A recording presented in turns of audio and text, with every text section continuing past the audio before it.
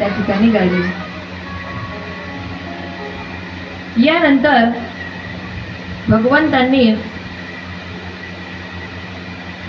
कोणकोणत्या लीला केल्या तर रास लीलेचा आरंभ या ठिकाणी सांगितला. शुकाचार्य सांगतात, हे परीक्षिती राजा, शरद ऋतूतील पौर्णिमेची रात्र होती आणि सुगंधी फुलं उमलत होती. त्याप्रमाणे दिवस रात्र भगवंताच्याच आश्रित असलेले दिवस रात्र कुठे उमलत उजळायला येत होते आणि कधी दिवस मावळत होता हे कळत नव्हतं. एक दिवस भगवंतांनी योग मायेचा आश्रय घेतला आणि मनोमन संकल्प केला की आपण रासलील क्रीडा करूया. असं भगवंतांनी आपल्याला सर्वात प्रिय असलेलं वेणू यावर वज्रसुंदरींना प्रिय असलेलं गीत वाजवण्यासाठी सुरुवात केली आणि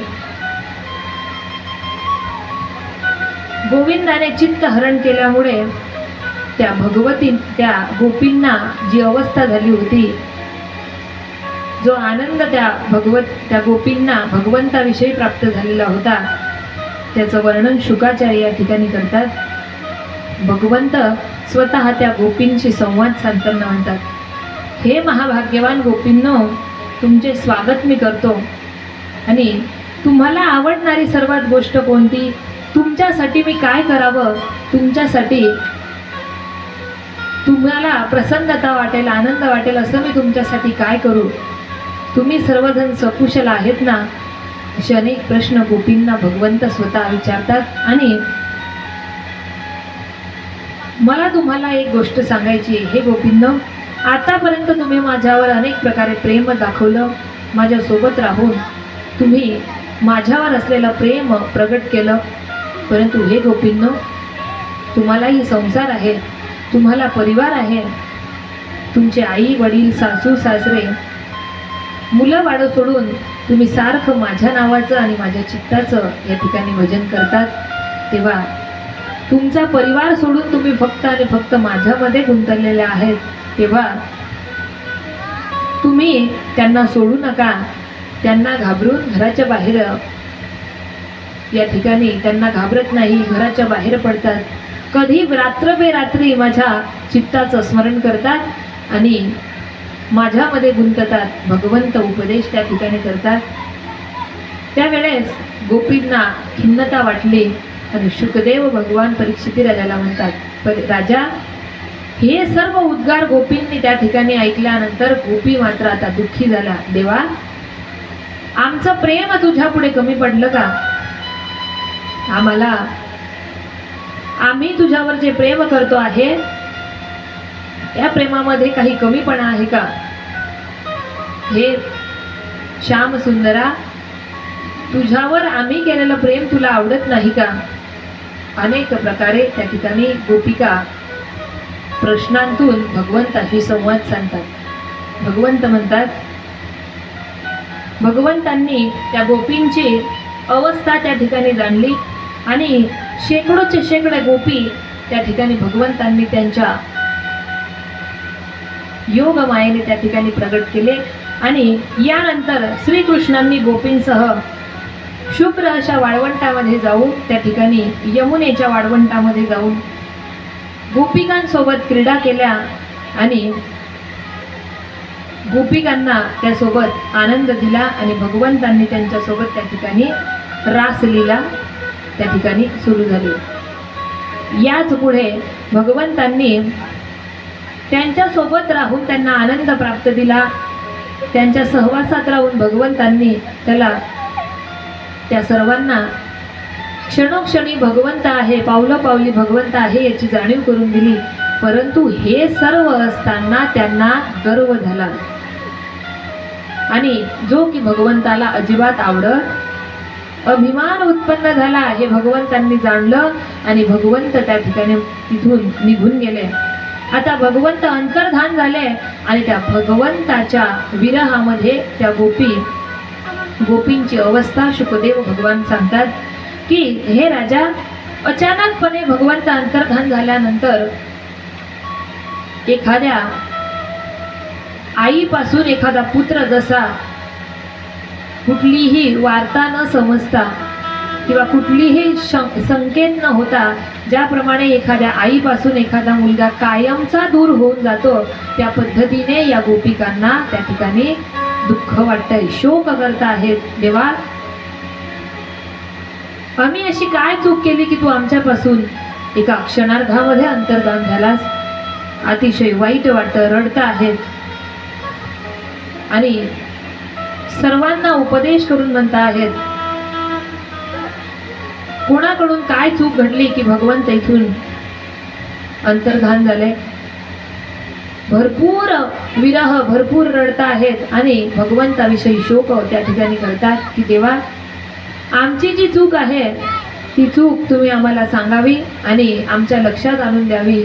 आम्ही तुझे भक्त आहोत.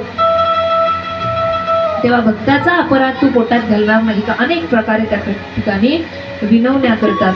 कान्हैया रे, कान्हैया रे, कान्हैया रे,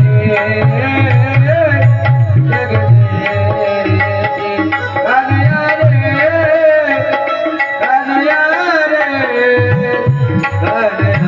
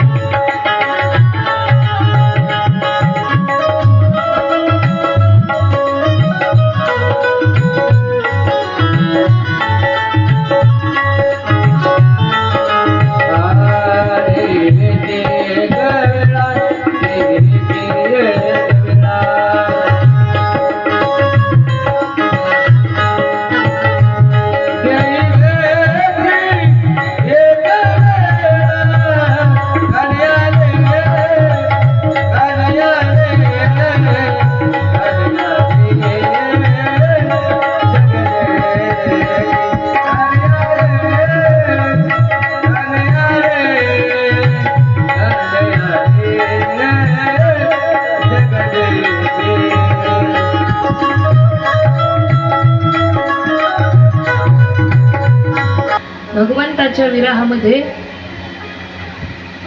हे भगवंता, जिथे कुठे तू असेल तिथून आम्हाला भेटण्यासाठी ये.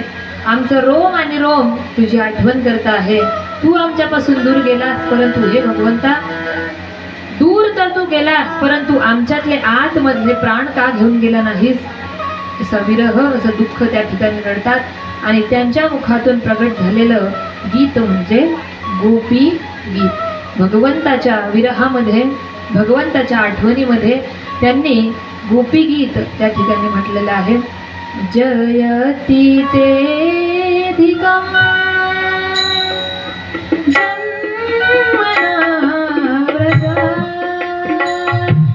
शयत इंदिरा शाश्वत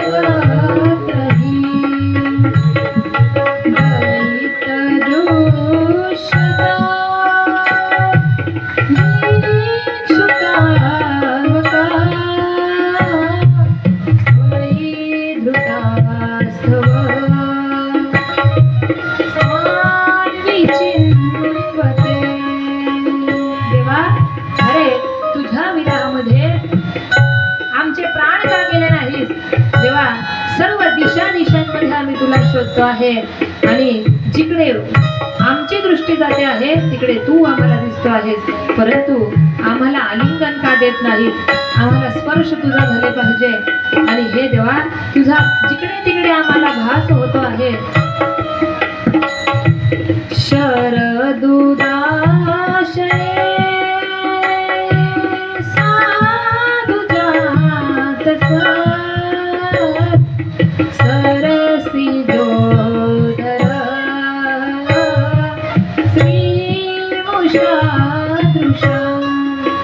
सुंदर अशा पद्धतीने भगवंताला आपल्या जवळ येण्यासाठी गोपी गीत या गोपींनी विरहामध्ये गायलं.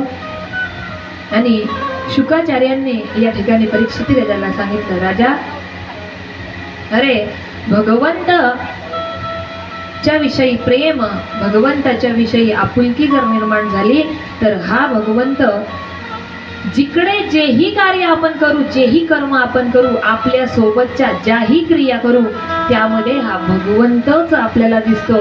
तशी अवस्था या गोपींची झाली. आणि या गोपीगीतावर भगवंत त्या सर्वांना दर्शन देतात आणि भगवंत त्या ठिकाणी दर्शन देऊन त्या गोपिकांचं सांत्वन करतायत. हे गोपींनो, निरनिराळं गीत गाऊन वेगवेगळ्या पद्धतीने तुम्ही माझी आठवण काढली. मी तुमच्यापासून दूर गेला, तुम्ही शोक केला, दुःखात बुडाल्या आणि माझी स्तुती करून या ठिकाणी तुम्ही बोलवलं. परंतु हे गोपींनो, तुमच्यासारखं प्रेम माझ्यावर आजपर्यंत कुणी केलं नाही. परंतु हे गोपींनो, ज्या ठिकाणी अभिमान उत्पन्न होतो त्या ठिकाणी मी एक क्षणाचाही विचार न करता तिथून निघून जातो. गोपिकांनी पुन्हा पुन्हा त्या ठिकाणी भगवंताला माफी मागितली आहे आणि या ठिकाणी भगवंतांनी त्यांचं सांत्वन केलंय. पुढे भगवंतांनी, हे गोपिकांनो, पुन्हा तुम्हाला आनंद देण्यासाठी त्या ठिकाणी सर्वांना, सख्यांना सर्व प्रेमाने भगवंत चराचर जेवढ्या हजारो गोपी या त्या ठिकाणी होत्या त्या गोपींना भगवंतांनी सर्वीकडे आपलं रूप धारण करून आलिंगन दिलं, प्रेम दिलं आणि सर्वांना त्यांच्या त्या दुःखापासून अश्रू स्वतः पुसता आहेत आणि आनंद प्राप्त करतायत. यापुढे भगवंत त्या ठिकाणी त्यांच्याशी संवाद साधताना म्हणतायत, हे गोपींनो, तुमच्या या प्रेम आणि सेवाचं ऋण मी कधीही फेडू शकणार नाही. तेव्हा माझा सहवास तुम्हाला हवा आहे, म्हणून मला आपल्या सौजन्याने तुमच्या ऋणातून मुक्त होण्यासाठी भगवंतांनी त्यांच्यासोबत महारास केलेला आहे. आणि तो सुंदर महारास ची लीला भगवंतांनी गोपिकांसोबत केली आहे. आपण सुद्धा त्या महारासमध्ये सामील होऊ आणि सर्वांनी भगवंताचं त्या महारासमध्ये, गोपिका जशा भगवंताच्या मध्ये अतिशय तल्लीन झाल्या होत्या, मन लावून भगवंतासोबत त्या महारासचा आनंद घेत होते, तसं सर्वांनी मिळून आपल्यालाही त्या महारासमध्ये सामील व्हायचे.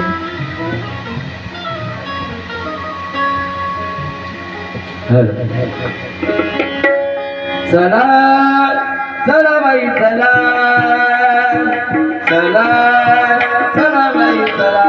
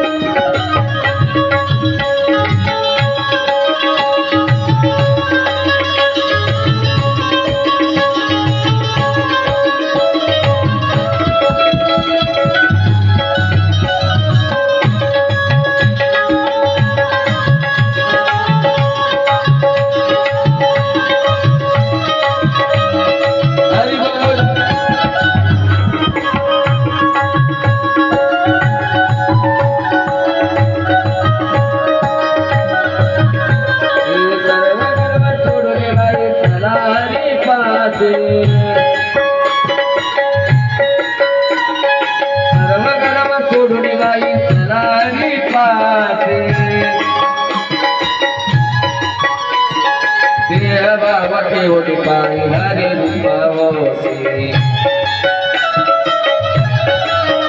हे चला चला बाई चला चला चला बाई चला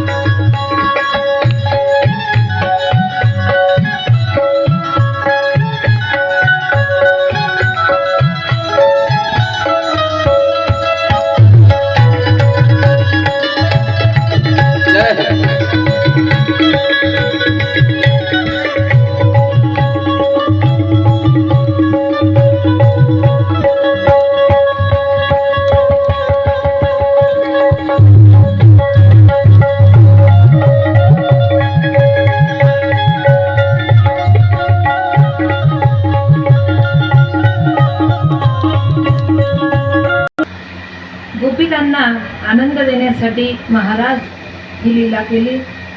यानंतर भगवंतांनी सुदर्शन आणि शंखचूड यांचा उद्धार